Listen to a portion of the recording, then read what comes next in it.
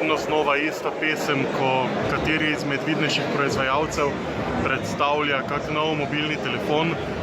Danes je to Honor z modelom View 20. Se zbere takšna množica ljudi, novinarjev iz vsega sveta, ki si pridejo z veseljem pogledati nov mobilnik, ga vzeti v roke, preveriti kakovost izdelave, hitrost delovanja, predvsem pa aktualni model stavi na odlično kamero. And MX 586, the world first 48 megapixels smartphone camera. It worked together with Kirin 980. Kirin 980 is 7nm chipset. Honor.